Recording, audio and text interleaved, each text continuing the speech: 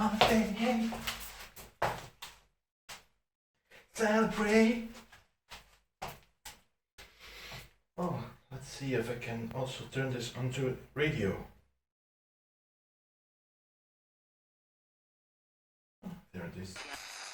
Rick from RArecordings.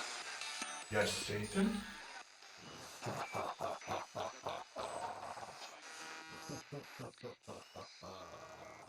Well, I guess we can turn this also into a Ghostbox.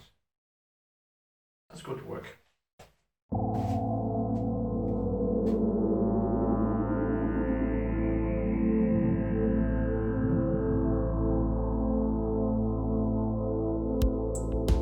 Well, here we are. My trusty speaker. And this is the device I was talking about earlier on. This is a Sony Walkman from 1991. The part number I will give you later on. And I actually bought this and just thought, oh, what the heck, give it a chance. And looked online to find a manual. Actually found one, service manual, so I could open it up and make the necessary changes.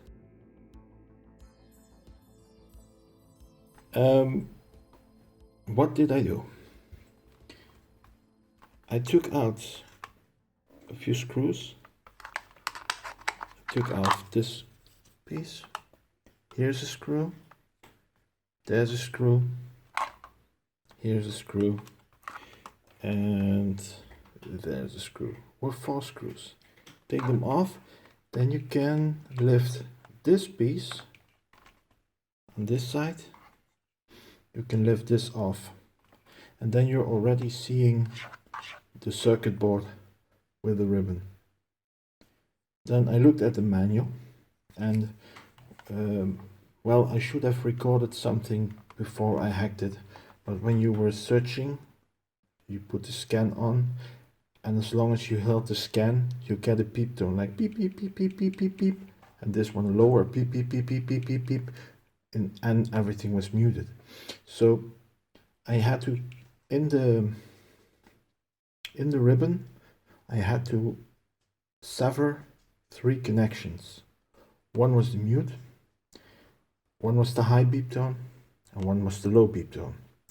So I went online, found the manual, and it was actually misleading. Not the manual, but on the circuit board, on the other side, on the circuit board, it said MUT, which I thought was mute, but it was on another location in the ribbon than was indicated in the instruction manual. I followed the instruction manual, not the MUT on the printing board, and I severed 3 connections in the ribbon. We will see a photo now of that. And I used a very teeny tiny screwdriver, and what I did was I got a little candle, put it on the table, and put a screwdriver above the candle, and when it was hot enough, I pierced the location in the ribbon where the connection was, and I had per connection I had to do that 3-4 times, and then twisted a little, and then we punctured the connection, and we had to do that at 3 different locations, which are, and I'll let you show the picture again. But I will also, if anybody is interested and has this model, I will save the manual, and if somebody needs it, they can contact me, and I will send you either a link to the download page of the manual, or I just keep the manual and I send the manual to you through mail. It's only 2 MBs large or something, so that's all. Well, this is of course a tape player, but it also has a radio setting. You can put it on like this, and then you can also say mono stereo. This is for the tape volume. And then here the tuning function. I go backwards It's AM. Let's start FM. It's with the band button, and then we go. And you see, I don't have to clamp anything down.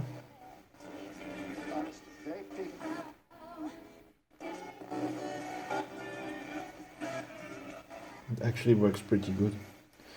I noticed, and of course that's the design, because normally you plug headphones in, that if you turn it around, this below and this up top, then the cable works better as antenna and you get better connection.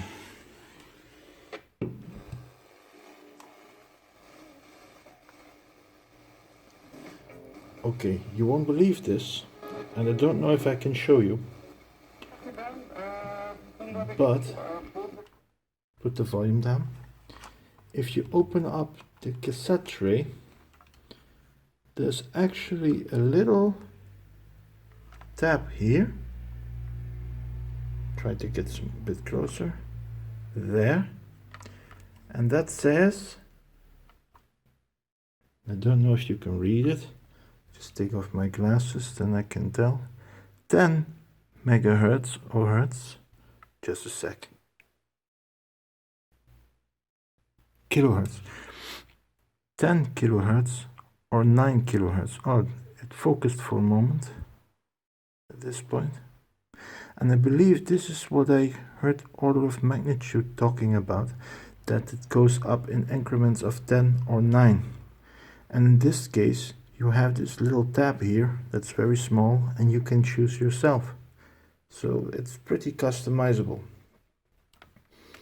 Okay, well, that was the FM. Let's try AM.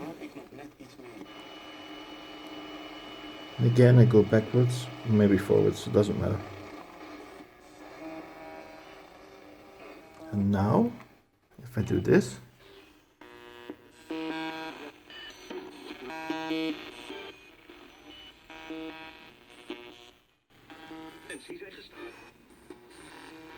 yeah, and I have this big ass speaker because it never meant to be mobile. I have to get a little one now. Okay.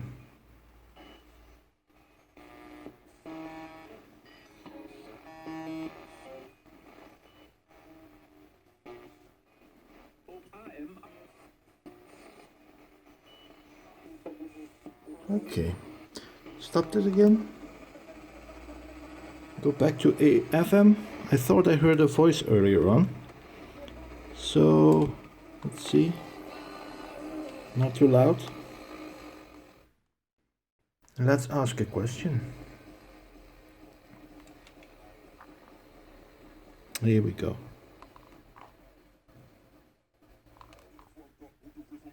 Oh, told it lower. So I will ask a question. Master, did I do good? Yes, my apprentice. You did well. I'm glad to hear that. Okay, I'm gonna shut it down now. Back on tape setting. Okay, I don't know if you already seen the model number. It's the WMF2081. I looked when I was searching for the manual. I actually found 3 or 4 of these going on eBay for, I think they're sold for about $18, and it's really easy hackable, so it's actually a very nice device. So I hope again that I helped you, and well, good luck with that. I try in the future, I try to get more devices that are hackable, that are not on the list of hack shacks and stuff like that. For now, signing off. Bye.